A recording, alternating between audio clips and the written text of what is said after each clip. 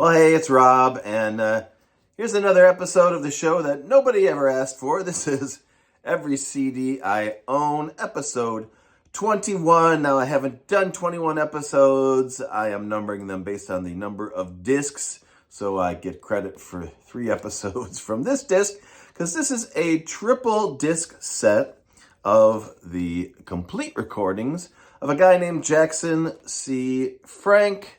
There are 3 discs in this package, released by Bada Bing Records. I don't know what year. The liner notes say 2014. I'm too lazy to look. There have been many different re-releases over the years of Jackson Frank's material.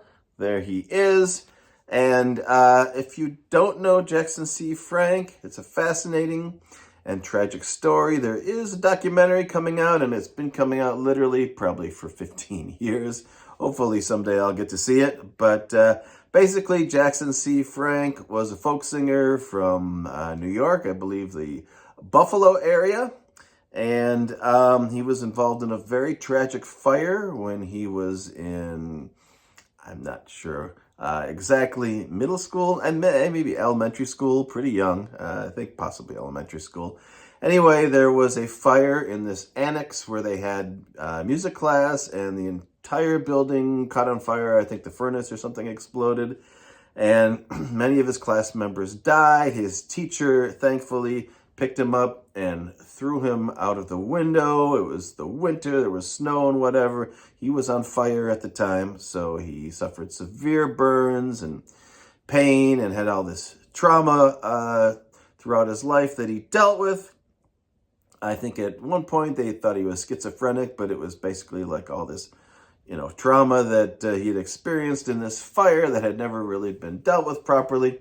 Anyway, so again, a very tragic figure, but a super talented folk singer, especially folk singers who fingerpicked, a very popular style playing in the mid-60s.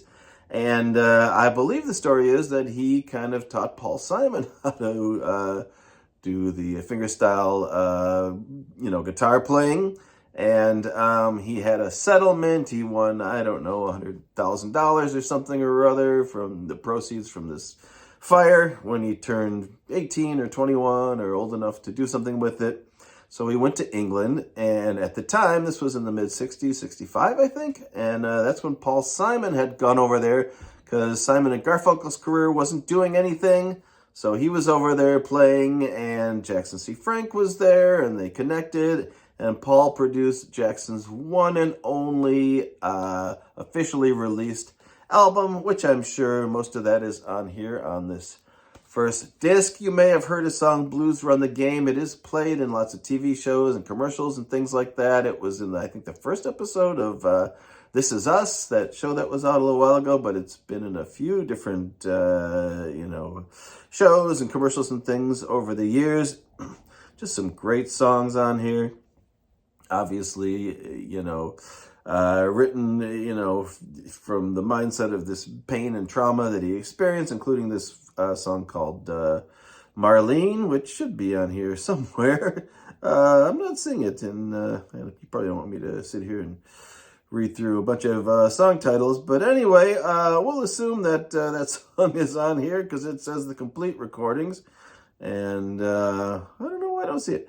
Anyway, there's Marlene, disc 2. All right, so Marlene was his, young girlfriend who perished in the fire, and he always felt guilty. He had survivor's guilt. He had so many problems, and then he had physical problems later on in his life. He was actually shot at one point. He lost his eye, and he had diabetes, and the guy was just pretty much a mess. I'm Facebook friends with a guy named Jim Abbott, and he actually befriended Jackson C. Frank. He was basically a homeless schizophrenic, or people thought he was schizophrenic, very unapproachable and whatever, and this guy took him in, I think brought him into his house, and later on in life went to secure all the rights and things for his music, which had just been kind of ignored over the years. But anyway, like I said, first album is excellent, has some great songs on it, and Blues Run the Game being the most Famous But You Never Wanted Me is really good, Just Like Anything. There was one about yellow walls, about what the walls look like in the hospital when he was there again. So